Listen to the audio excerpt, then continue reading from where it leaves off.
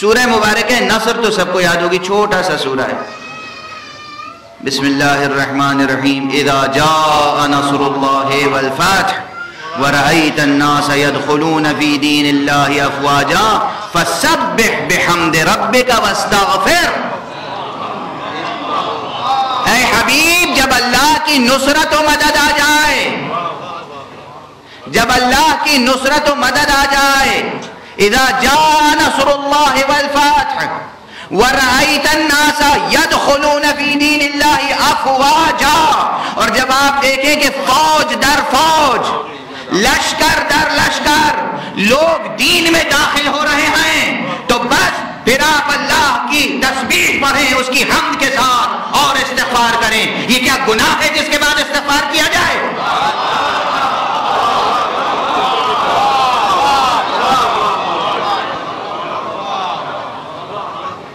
آپ کے پاس اللہ کی نصرت آ جائے، اللہ کی طرف سے فتح حاصل ہو جائے، لوگ جوق در جوق دین میں داخل ہونے لگیں، تو آپ کیا کریں؟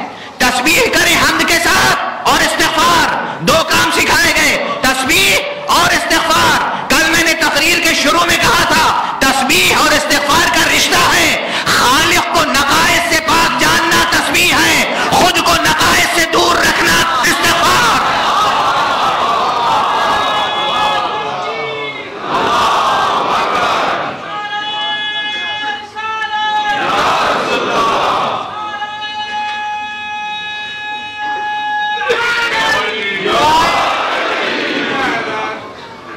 نصرت و فتح کے بعد مقام شکر ہے. دنیا جشن مناتی ہے نصرت و فتح پر. جشن محمد کیا ہے؟ تسبیح و استغفار. تسبیح اور استغفار. جب لوگ آتے ہیں ہمارے پاس لگاتار آتے ہیں، ہر روز آتے ہیں مسائل مشکلات لے کر، رزق و روزی، اولاد وغیرہ وغیرہ وغیرہ وغیرہ. میں اکثر کہتا ہوں کثرت سے استغفار پڑھیے، تو وہ ایسے مرجھا کے چلے جاتے ہیں کہ جیسے میں نے ان کا کوئی کام کیا ہی نہیں. وہ آئے تو تھے کوئی ذکر لینے، میں نے دیا ہی نہیں. وہ چاہتے ہیں کچھ اور ہی چیز بتا دوں. یہ کچھ اور ہی چیز کی جو آپ تلاش میں ہیں میں بتاؤں، یہ کیجئے تو وہ کچھ اور ہی چیز وہ دے دے گا.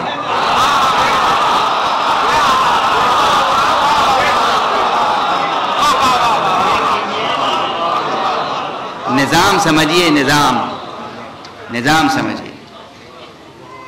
ہر چیز کے پیچھے کچھ چھپا ہوا ہے نا. پوری تقریر میں بار بار دہرایا میں نے یہ جملہ.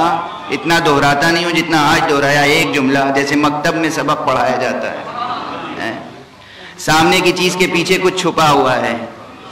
ہر منظر کے پیچھے پس منظر ہے. ہر معلوم کا رشتہ کسی نامعلوم سے ملتا ہے. ہر مرئی کے پیچھے کوئی نامرئی ہے.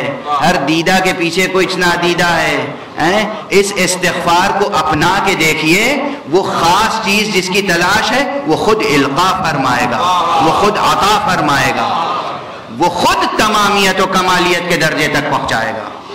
آپ استغفار کے پابند ہو کے تو دیکھیں. اس چیز کے تو پابند ہوں جس کا پابند اللہ نے اپنے حبیب محمد مصطفیٰ کو بنایا صلی اللہ علیہ وآلہ.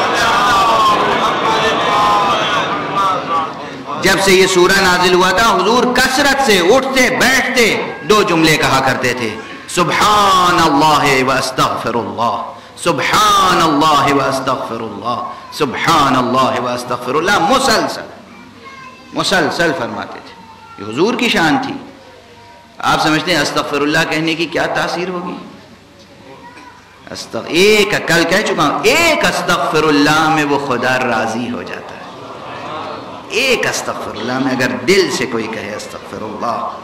اللجن اللجن اللجن اللجن یا مولا اللجن اللجن اللجن اللجن اللجن اللجن اللجن یا صاحب السماء اللجن